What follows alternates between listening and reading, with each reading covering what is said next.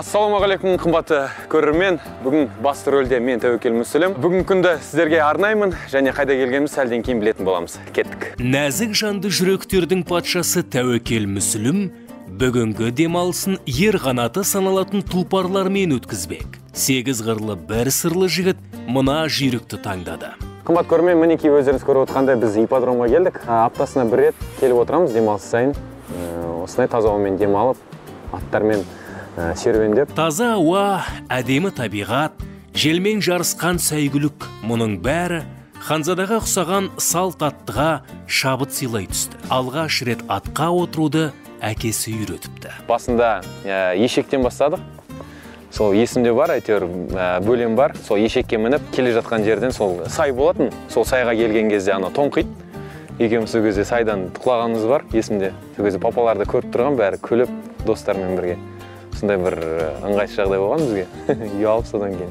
Үлкендердің сол күлкісі бала Тәуекелді қайраттандырмаса, сағынсындыра қоймады. Бұдан кейін сері жігіт аттан ғана емес, өмірде де құламай өтуге тырысып келеді. Әрине, папаның алдында бір абыройлы болғым келеді, ешқандай бір ятқа қалмайын деп, ол кісінің бір көңіл көтеріп жүрейін деп, әрдайым сол достардың ұлдары болсын, балалары болсын, бір бокстасып қояды, күрестіріп қояды. Осындай кездері тырысатынбыз намысқа бір. Әрине атқа мінген кезде де сол өзімді қалам баласы болғанмен де өзім сөйтіп бір қорықпауға тырысатын. Енді ол кісі айтпайтын себебім де бар. Негізі мен ата-анам ажырасып кеткен кішкентай кезімде. Содан бері анамның қолында өскенмін. 9 сыныпта осы жаз айында 3 ай бойы сол кісінің қасында болған қолында. Енді жалпы айтатын болса, ол кісі кәсіпкер, Шымкент қаласының тумасы. Сол жерде тұрды, өзінің кәсібі болған, рестораны, СТО. Елге сыйлы кісі ол кісі, Шымкент өңірін бәрі таниды, ұлтжанды, әрдайым есімде қалған ол кісінің жиын болған кезде көптеген жұрттың алдында Мұқағали Мақатаевтың әндерін, өлеңдерін, Абайдың өлеңдерін оқитын жатқа. Сондай бір өзінде өнерге деген қызығушылығы болатын. Тәуекелдің бойындағы өнер қанмен келген өнер. Жымиып қана жаным, қарау күліп таңым. Қазіргі болмысым ол анамның арқасында. Дегенмен кейбір жерлерде, мінез көрсететін жерде, енді көбінесе мен андай жұмсақпын да, әкеліктің тәрбиесі болмағаннан кейін ба деп ойлаймын. Және де спортқа келетін болсақ, кезінде енді анам әрине бізді жеткізу үшін сол 24 сағат сол жұмысында жұмыс істейтін. Кішкентай кезімде енді ешқай жерден бізді шектеген жоқ. Қай спортқа барасың, немен айналысасың, өзің білесің деп сондай нәрсеге үйреткен. Сол кезде көптеген спортқа бардым мен өзім. Таэквондо болсын, күрес болсын, футбол болсын, жүзу болсын. Біраз спортқа қатысып көргенмін. Тек сол бір спорттан да бір нәтиже болмады да негізі. Басында қызығушылық болады, сол қызығушылықпен әйтеуір барып жүресің. Енді үйреніп келе жатып, енді кәсіби сол профессионалдық деңгейге өтер кезде нагрузка көбейеді, психология жағынан да қиындау кішкене. Сондай кезде әкенің бір көмегі, қолдауы керек сияқты. Кез келген ер балаға. Сондай мен әкелік кішкене қолдау болмағаннан кейін сол әрбір спорттан кетіп қалып отырдым. Бәлкім жанында әкесі болғанда Тәуекел бүгінде өнер алаңының емес, футбол алаңының жұлдызы болар ме еді? Өзім негізі арманым футболшы болу. Футболды қатты жақсы көремін. Қазір енді Аллаға шүкір енді жаман емес, Алатау құрамасында ойнаймын жұлдыздармен бірге. Солай әйтеуір толықтай болмаса, әйтеуір жартылай болсын, кішкене арманымызды орындадық осы Алатаудың арқасында. Сенбілік демалысты Тәуекел мына батырмен бірге өткізбек. Ендеше басты рөлде болу үшін келген кішкентай кейіпкермен таныс болайық. Бұл інім, тәтемнің баласы. Бірге тұрамыз Алматыда. Негізі жанұяда біз енді екеуміз, әпкем бар, ол әпкем тек Астанада. Ал Алматыда анам, тәтем, тәтемнің баласы, төртеуміз бірге тұрамыз. Әр демалыс сайын өзімен бірге алып жүруге тырысамын, өйткені кішкене әкелік мейірім. Бұнда енді әкесі болмаса да, негізі сондай бір жалғастырамасын деген оймен, оны әрдайым алып жүремін өзімен бірге, үйреніп көрсін деген сияқты. Тек әлі маған бағынар емес, көптеген жағдайларды жылайды. Еркелейді. Арқа сүйер ағаға айналған Тәуекел бала кезінде момын әрі ұялшақ болған екен. Жұлдыз атанып, осындай жобалардың басты рөлінде болам деген ой үш иықтаса да түсіне кірмеген. Бұл жөнінде сәлден соң. Енді айтарлықтай бір фобия жоқ. Керісінше мен негізі сондай қорқатын нәрселерімді өзім жеңгім келеді. Аға түсіне ұстауды бол. Нені ұстайсың? Сағатты ма? Ұстап тұрма? немесе алғым келіп тұрма не? Сол қорқатын фобияларды жеңуге негізі сонысымен қызық өзім сондай жақсы көремін. Экстремалдық спорттарда сондай бір адреналині бар, сондай көбіне спорттарға қатысып, үйренгенін жақсы көремін. Інісінің еркеліктерін бақылап тұрған аға Тәуекел еріксіз өзінің балалық шағына саяхат жасады. Мен негізі ондай тентек болған жоқпын, мен мүлдем сөйлемейтін. Мен тек іштей әйтеуір бір ұнамаса іштей ғана тынып отыра беретін, тек үндемейтін. Сондай бір қасиетім болатын. Мектептегі Тәуекел мүлде өзгеше болды. Қазір енді класстастарым көрген сайын таң қалып жатады. Мен ол кезде өте тұйық, ұялшақ болатын, көп сөйлеспеймін.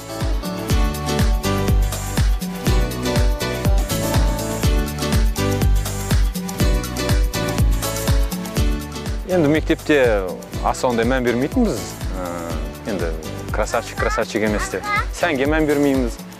Әйтеуір дискотека болады, сол дискотека әйтеуір билеуге тырысатынбыз. Сенің жалғыз жүрегім, менің жалғыз жүрегім, екі жүрек бір соғар, болар ма алда бір өмір.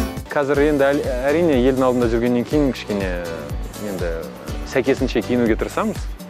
Енді көбінесе өзіме ұнайтын классикалық стиль, костюм, шалбар, көйлек. Ал демалыс сайын джинсы болады, спортивка киюіміз мүмкінбіз. Ең қымбат киім біз Есентай сауда орталығында алғанымыз бар. Hugo Boss деген.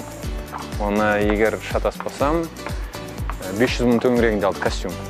Кәдімгі костюм. Қазір ондай енді кәдімгідей бір бренд қоймаймыз. Егер шыны керек өзіме ұнап тұрса, ол арзан болып тұрса да ала беремін. Оны кие беремін. Өзіме енді жарасып тұрса. Байдың баласы емеспіз. Сол орташа деңгейдегі отбасынан шыққанмын. Енді айттым, анам өзі бізді жеткізді, әпкем екеумізді. Сондықтан мұндай бір шалқайып, енді құтырып жүретін мұндай неде болған жоқпыз. Ал қазір енді табысым әрі қалай. Бұл да енді сұранысқа байланысты. Дегенмен әрбір өнер адамға негізі жеке кәсіп керек ау деп ойлаймын. Енді менде әзірге жоқ, бұйырса бір негізі біздің елде енді қалай? Тек қана қаражатпен ғана емес, таныс керек. Қазір енді қаражат та жоқ, таныс та жоқ. Тек болашақта бұйырса қазір енді өз-өзімізді көрсетсек, алдағы уақытта болып қалар, танысарымыз мүмкін. Біреудің ұсыныстар болып қалар. Енді мен жұмысым туралы әрі қарай студияда білетін боласыздар, ал қазір серуенді әрі қарай жалғастырайық. Күнделік демалыс енді аса қиын деп айтпаймын. Жұрттар сияқты енді таңертеңге шейін жұмыста отпаймыз. Съемка кезінде енді көп уақыт алуы мүмкін, ал былайша күнделікті демалыс негізі. Біздің кәсіп ол хоббиміз ғой, жақсы көретін ісіміз, сондықтан бір қиналып, бұдан бір жапа шегіп жүрген жоқпыз.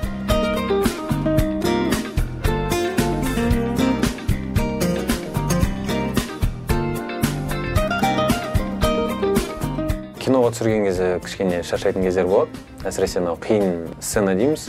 Сол қиын сценаны түсіретін кезде эмоционалдық өзің сезімді берген кезде, сондай кезде қиналып қаласың. Мен негізі 2-3 рет болды ондай нәрсе. Ойнап жатып, сезесің ғой бәрібір қаншалықты сен шынайы ойнап жатсың, әлде кішкене артық кетіп жатсың ба деген сияқты. Сол кездерде өзім бір қиналған сәтте ойлайтын, не үшін бұнымен айналысатын, бұл менің ісім емес қой. Өз-өзімді неге алдап жүрмін деген сияқты. Дегенмен тек ол бір уақытша нәрсе екен, артынан тек оның нәтижесін көрген кезде тырысуға тұрарлықта екенін түсінесің. Бұған дейін түрлі телехикаяларда өзін сынап жүрген актер үшін 2016 жылдың жаз маусымы табысты болды. Себебі ол қос бірдей толық метражды фильмде басты рөлді сомдады. Маусым айында Астанада түсірдік, Сергей Мужиков деген толық метражды кино. Ол комедиялық роль. Мен үшін бұл алғашқы роль негізі. Оны бір ай түсірдік Астана қаласында.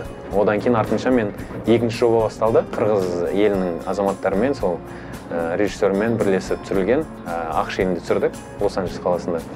Сол бірден сол съемкаға кетіп қалдым, и сол кезде маған кішкене қиындау болды. Ал Тәуекелдің жаңа образдарын көрермен күздің соңғы күндерінде үлкен экрандардан тамашалай алады. Мен әлі күнге дейін шынымды айтсам, өз-өзім теледидарын көрсем әлі ұнамайды мен. Дауысым ұнамайды, сөйлеген ұнамайды. Шыны керек, өзім түскен киноларда да сериалды көрген емеспін. Бас жақтарын көрген шығармын, бір жарты сағаттай ары қарай көрмеймін. Сын керек, сын түзілмей, мін түзілмейді дейді. Сондықтан соның арқасында біз шыңдалуға тырысамыз, күшеуге тырысамыз.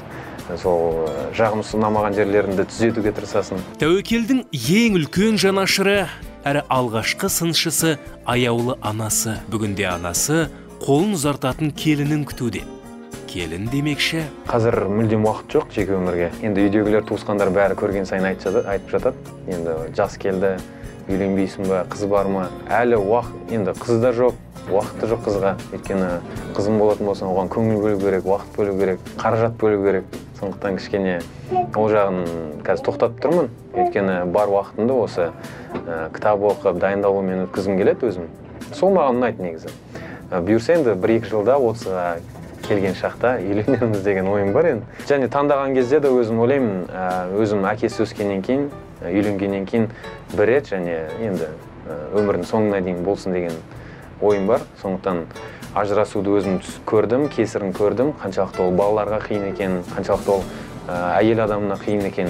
Сондықтан үйленгеннен кейін сол нақты өзім қалаған біреуге үйленгім келеді, артынша бір ажыраспайтындай.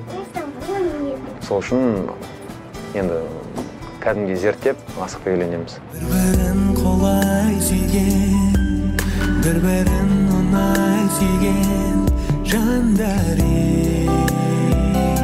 Мен енді бабниктердің қатарына жатпаймын. Шыны керек, өзім бір адамды шынайы жақсы көретін болсам, мен алдамауға, берік болуға тырысамын. Кез келгенмен араласып, танысып, жүріп, көріп деген сияқты ондай, бізде ондай жоқ енді. Өйткені анамның өзінің тәрбиесі де бар. Қыз адамды жылатпа дейді, ол кісі әрдайым айтып отырады соны. Өйткені қыздың жасы ол бәрібір жібермейді деп жатады. Сондықтан қыздарды ренжітпеуге тырысамын. Кездеспейміз неге біз, созылады жол егіз. Бірімізді біріміз аңсаумен жалғыз келеміз. Ғашық болғанда енді білмеймін қаншалықты. Сол кезде енді қатты ғашық болған жоқ шығармын. Сол бір ұнады деп айта аламын. Жұмыс барысында танысып, араласып, өте жақсы тәрбиелі қыз болып шықты. Өзіме ұнады, көңілімнен шықты. Араластық, көрдік, 1,5 жылда жүрдік, кездестік. Анамның өзінің бір образда қызы бар. Сондықтан кішкене анамның ойындағы сол келіспеді да. Енді анам кесір болған жоқ ол жерде. Анамды да таныстырып үлгерген жоқпын. Тек әйтеуір сол анамның ойындағы жүрген қызға келмейтініне білдім да өзім. Сосын айырылуға тура келді. Айырылысуға. Аналар сезеді деп жатады ғой. Қарапайым өмірде де бар көптеген мысал. Анасы қарсы болған кездерде де бәрібір де 2 жас бақытты болмай артынан айырылып жататын кездерде болады. Осы жар таңдауда, әйел таңдауда негізі анамның кеңестеріне қатты мән беремін. Ал тәуекелді дүниеге әкелген аяулы жанның арманындағы келін қандай болуға тиіс? Көпшілікті толғандырған сұраққа жауап алу үшін Жұлдыздың анасына барып қайтайық. Бізді ол жаққа жеткізетін темір тұлпар туралы тәуекелдің алып қосары бар екен.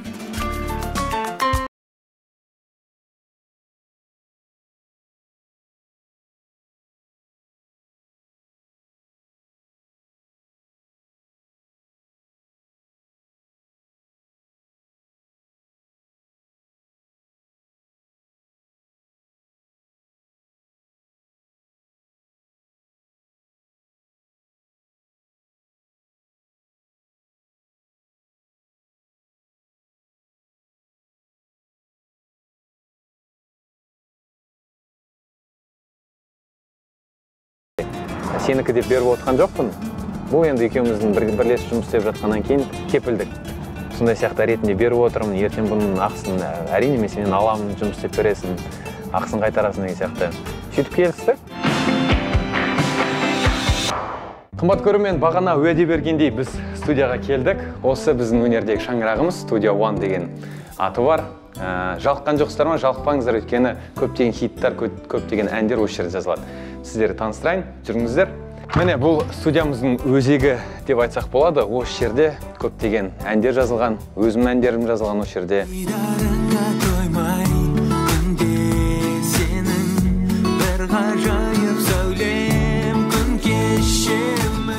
Ән бар, негізі дайын тұр, жақсы әндер бар. Тек кішкене дайындалып барып ән айтам ба деген ойым бар. Өйткені бұған дейін бір жылдың ішінде 4 ән жазып тастадық. Енді ол 4 ән енді өзіме арнағандай болды. Негізі. Бұл негізі бір енді сынап көрейін деген сияқты оймен жаздық негізі. Дегенмен бұған өте бір үлкен дайындық керек. Алайда Тәуекел әншілікте емес, фильм түсіруді мақсат еткен. Фильм сюжеті әдеттегідей романтика мен махаббат болмайды.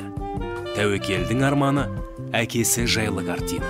Егер мүмкіндік болып жатса, міндетті түрде бір кино түсірем ба деген ойым бар. Егер жақсы бір қаражат, енді көмек тауып жатсақ, мүмкін әкем жайлы кино түсіріп қалармын. Өйткені ол кісі жайлы көптеген деректер бар. Сол деректердің бірінде Тәуекелдің әкесі домбыраның құлағында керемет ойнаған десе. Сондықтан Тәуекел де бүгінде домбыра шертіп үйреніп жүр. Студияда жаңалық көп. Қазір Жанна ханым бастаған Студия One ұжымында жаңа жоба бар. Қуандық Рахым есімді әнші жігіт, өте дарынды жігіт. Қазір енді жаққа келіп жатыр. Ассалаумағалейкум, тәке. Уағалейкум. Қуандықтың өзі де келіп жетті. Міне жаңа айтып өткен қазақ эстрадасының жарқын жұлдызы Қуандық Рахым. Осы жігіт болады. Кел, Қуандық. Шайғас. Бұл жігіт Тәуекелге көлік сыйлаған продюсері Жанна Абуованың жаңа жобасы Қуандық Рахым. Қазір студиядағы барлық әндерді осы жігіт жаздырып орындауда. Ал болашақта Тәуекелмен дуэт жазу әбден мүмкін. Қуандық, студияда не жаңалық болып жатыр? Әндер жазылып жатыр ма? Сол қарқынды жұмыс жүріп жатыр негізі. Көптеген жаңа әндер жазып жатыр. Қанша ән жазылды? Келгелі 5-6 ән жаздық. 5-6. Негізі Жанна ханым айтқан альбом шығарады деп. Бұйырса альбом шығарамыз, міндетті түрде ол альбом ерекшелігі тек қана эстрадалық ән болмайды. Өзіміздің қазақтың қара домбырасымен тамаша әндерде кіретін болады бұйырса. Қымбат көрермендер, таңғалмаңыздар, негізі бұл жерде жүргізуші ретінде кейпіне ауысып кеткенмін. Негізі біздің жұмысымызда сол, арасында осындай жұмыс атқарып отырамыз. Қуандықтың орындауында қалайда әні өте маған ұнайды, өте сүйіп тыңдаймын ол әнді. Және бағана жеке өмір туралы сұрап жатсыздар. Негізі сол әннің мәтінінде сол сұрақтарға жауап таба аласыздар. Сондықтан міндетті түрде өздеріңізге жүктеп тыңдап жүріңіздер.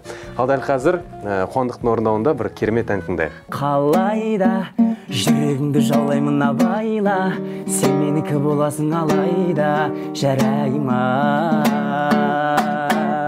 Қалайда сен менікі боласың алайда, жүрегіңді жаулаймын абайла, қалайда.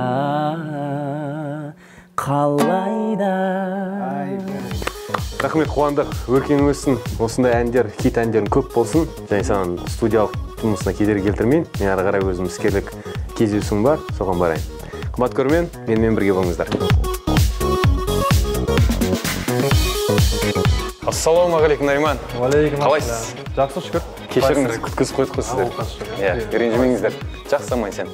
Бұл кісінің есімі Нариман. Өздеріңіз білесіздер, мен иіс суым шығып жатыр. Сол иіс суге байланысты барлық жұмыстарды осы кісілер атқарады. Тұңғыш рет қазақша брендпен иіс су сатылымға шықпақ. Әйелдер мен ерлерге арналған хош иістер Францияда дайындалады. Әзірге алғаш тұтынушылар болған Париж тұрғындарына қазақтың баласы шығаратын жаңа иіс сулар ұнап жатқан сыңайлы. Мен үшін бұл алғашқы рет шыны керек өте күмәндандым. Өйткені бұндай нәрсе біздің елімізде әлі болмаған және қаншалықты халыққа ол қызықты боларын білмедім. Дегенмен Нариманмен сөйлесе келе, ол кісінің жоспарын тыңдадым. Ол кісі толықтай маған бәрін түсіндіріп айтып берді.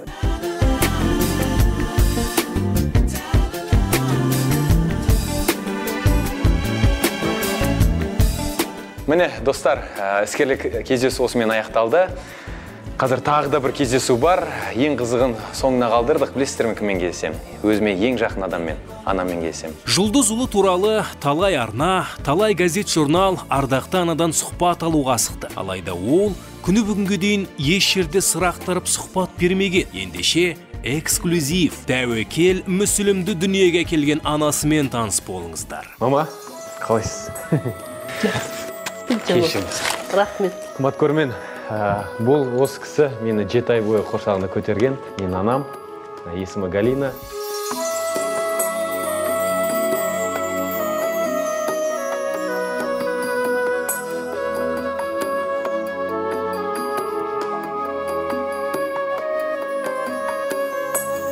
Алдында апасы бар, апасын кесарево қылып алды. Сосын кейін бұл баланы да кесарево жасаған жер ашылып жатыр деп, врачтар срочно операция жасаймыз деді. Сосын кейін бұл баланы 7 айлық тудым. Қазір айтпайсыңдар, жет айт деп. Тұңғыш қызынан кейін дүниеге келген ұлдың есімін әкесі қойған. Ол кісі 2010 жылы марқұм болып кетті. Біз Тәуекелдің 2 жасында айырылысып кеттік, бірақ ауылға жеріп тұрдым балаларды. Бәрі ертең күні әкесін табады ғой деп, аралары суып кетпесін деп, әкесінен ажыратпай қатыстырып тұрдым. Кең болса, кем болмайсың дейді ғой қазақтың мақалы. Енді балалар кінәлі емес қой біздің ажырасуымызға, немізге. Бірақ енді мен әкесімен, апасымен, атасымен ажыратпадым балаларды, сол қатынасып барып тұрды. Қазірде қатынасып тұрамыз әліге шейін. Әлі дейін сәлем жалатын ол. Туыс туғандарымен қатынасып тұрамыз. Бала кезінде Тәуекел талай жарақаттанып, анасының ұйқысын ұрлапты. Ұрыншақ бала болдық. Барлық жерге ұрына беретін болды. Қолында сындырды, аяғында сындырды, басында жарды әйтеуір. Уайымдаған кезде басым ұрған шығар. Ол кезде басы кішкентай ғой, ол кішкентай кезінде 2,5 жаста ғой басының болған, сынғаны. Үйге кіріп кеттім да, тамақтың астын өшіріп келейін деп. Үйге кіріп кеткен моментте бұл добы домалап кетіпті, соны алам деп. Негізі ол жерде доб емес, фантик болатын біздің. Білмеймін, фантик па? Фантик жинайтынбыз. Әпкем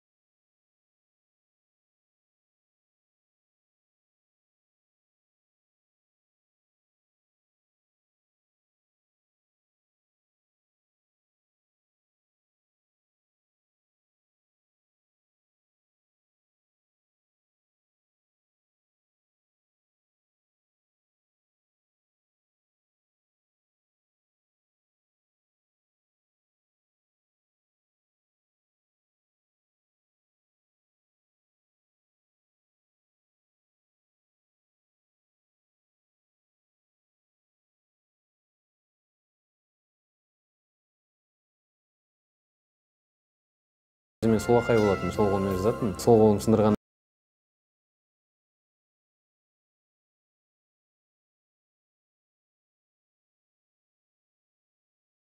Баласы ер жетіп, үлкен азамат атанса да, ана жүрегі баласының амандығын тілеумен болады. Хабарласпайды ғой, мен өзім хабарласам ғой. Қайда жүрсің, қайда тұрсың деп.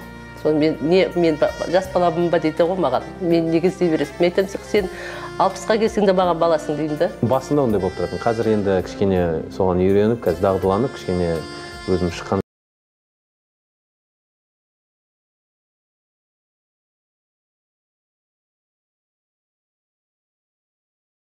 Кейін кезде болатын болды, оның алдында жоқ, мен ұрысқаннан кейін. Енді әлі күнге шейін уайымдаймын, енді бір келін түсіріп. Сонда келін қорғай ма? Келін қорғайды ғой сені. Келінге тапсырсам болды ғой, сосын жары болуға.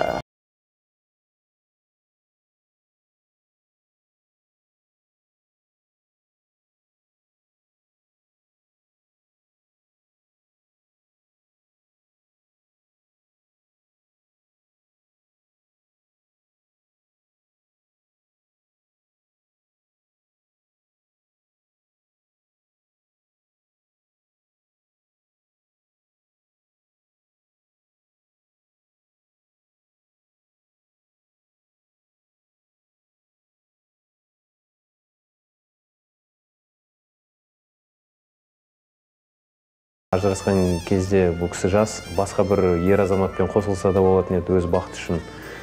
Дегенмен бізді аяп, ертең ешқай жерден қысым көрмесін, енді маңдайдан шетпесін деп. Иә, сондай ниетпен енді бұл кісі жас кезін қиып, өз бақытын қиып, барлық өмірін бар.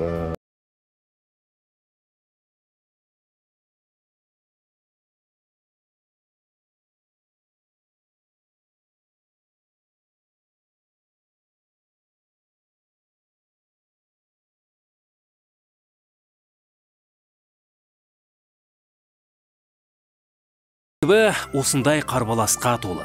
Сондықтан ол бізге өз үйін көрсетіп үлгермеді. Есесіне үйлену тойыма шақырам деп уәде етті. Ендеше тойда кездескенше.